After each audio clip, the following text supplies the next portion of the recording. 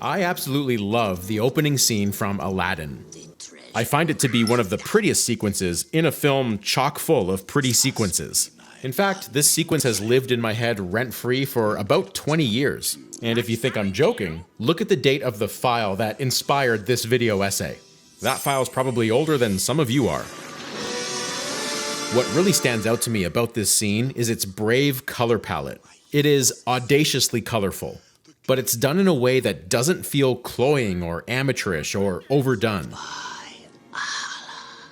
As a point of comparison, this image, taken from a popular children's show, doesn't feel nearly as professionally handled. The heavy doses of color border on annoying rather than pleasing, and I think we can agree that's just not the case in Aladdin, despite the fact that every color here is pretty saturated. So how'd they pull this off exactly? Let's take a look at the actual colors used in this scene. And I'll refer to my 2005 file here, which was captured off my collector's edition DVD copy, by the way. So there's only a few things in the frame here, so I can pretty much sample every color in the palette.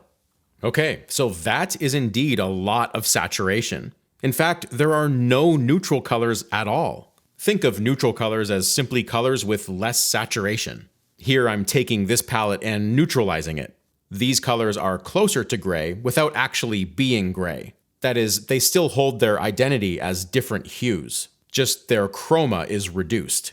And here's the thing about the Disney palette, 99% of the time I would advise against using a palette like this, because pulling it off aesthetically is the artistic equivalent of walking a tightrope. See, real life is generally built on neutrals. Here's a photograph of a somewhat colorful street, sampling some colors from it. And even the least saturated color from the Aladdin picture, like the sand and sleeve, for example, is more saturated than anything in the photograph. Even his eyeball is more saturated. So even though we're clearly deviating from reality here, this palette is still held together by something. So what is that? Well, despite the super saturated color choices, there is both restraint and color theory being applied here. What are you waiting for? Go on. All right, hold your parrot. Let's start with the color theory part. The main idea behind depicting believable light and achieving color harmony is showing the viewer a path between your warm and cool colors. The simplest way to do this is with just two colors at opposing ends of the color wheel. In this chart, I've plotted those extremes, with gray in the middle, and I'm simply adding and subtracting saturation to fill in the gaps, thus creating that clear path from warm to cool and back. To quickly show you how this gets applied in an actual painting, I'm painting this with what's called a complementary palette, and I start with the neutrals, which establishes a base, and then from that base, I can build out toward saturation. Think of it like the neutrals are your leafy vegetables and the saturation is your dessert. Plotting this on a color wheel now, I'm essentially dropping breadcrumbs, color breadcrumbs that show the path from warm to cool. This painting has saturation, but it gains its color harmony from being rooted in neutrals. Let's go back to our color chart now, because there are other ways of moving from warm to cool. Let's try a version where we only use hue shifts, that is, changing the color, but keeping the saturation. That chart would look like this. Of course, you could go the other way and travel through the greens instead, but this method of moving from warm to cool by itself generally does not make for a pleasing color palette. See, too many disparate saturated colors are the visual equivalent of a room full of screaming people. Everything is drowned out and communication is lost. If you simply quieted those colors down by neutralizing them, we still have a room full of people, but now we're ready to add the key speakers. By selectively popping in some saturation, you achieve a much better sense of color harmony as a result. It's this versus this. That's why this image is not a good example of color harmony. It's essentially doing the first thing. It's got too many hues of high saturation with no base in neutrals. The Aladdin scene has saturated hues, but there's a difference. The range of hues is constrained. The warm colors are limited to this range, and the cool colors are limited to this range. It's a limited palette, which means most of the color wheel is forbidden. That simple bit of color theory is the first line of defense in preventing the viewer from being overstimulated. If you love color and want to learn more about it, you might enjoy my premium classes. Head over to marcobucciartstore.com and you'll find a treasure trove of deep dive classes. Courses that range from foundations in drawing and color to more advanced figure drawing, design, and illustration.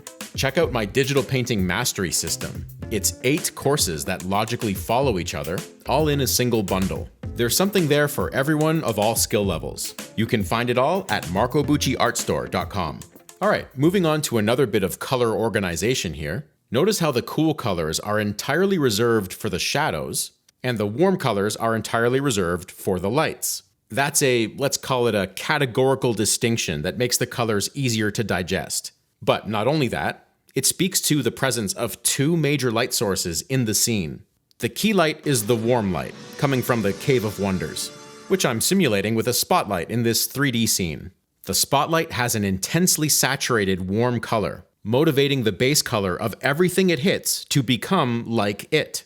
The shadows have a different light source. It's the environment, which I'm simulating with this environment globe. It casts diffuse light down into the scene from all angles, but the skylight is too weak of a light source to influence anything in the direct light. For example, if I went in here and changed the color of my key light, notice that the blue shadows remain the same. That's because they are lit by a different light.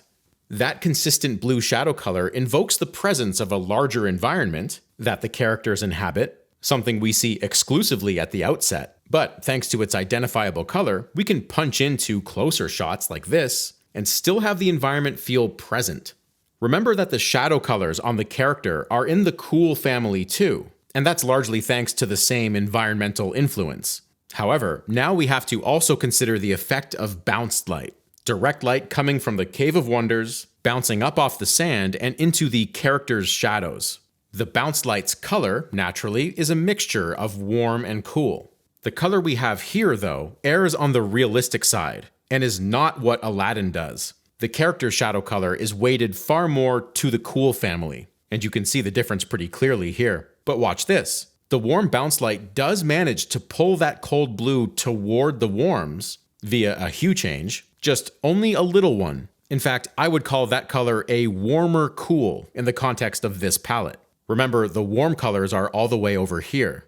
That brings me now to the final brilliant bit of color theory being used here. It's yet a further subtle dot connect between warm and cool. Let's recall these 2 color charts from earlier. If we were to combine those 2 ideas, the resulting chart would show a change of hue alongside a change of saturation. Notice in the middle, I'm not going all the way to gray. The path on the color wheel looks like this. The least saturated color still has some degree of chroma in it. This path is bendable. You could make it look more like this if you wanted. And that's a happy color wheel. On this path, the most desaturated color is still very saturated, which we've established is what's happening in the Aladdin scene. But how do you make something look white then? Well, through the magic of color, that's just a matter of context. Take the character's white sleeve. It's this color, which looks nothing like white in isolation. But in the context of our color chart, it's the least saturated thing on there, which is why it appears white in context. The eye does not see exact color, it sees relative color. So, looking at our path here, the Aladdin scene drops a whole lot of breadcrumbs at the extreme ends of the palette. But the brilliant chess move is that the lesser saturated colors, the sand and the sleeve, occupy these positions on the path. There's a warmer cool and a cooler warm, finally completing that all-important path. And there you have it, just a chef's kiss of color use here. With the knowledge we've gained, you should be able to do a simple study in a matter of minutes. If you love talking about color, like I do, check out my premium content. Hours and hours of deep dives into color. How to mix colors, how to choose palettes, how to create your own palettes. Understanding the intricacies of how light influences color. All the fundamentals you need to turn professional. You can find my classes at marcobucciartstore.com.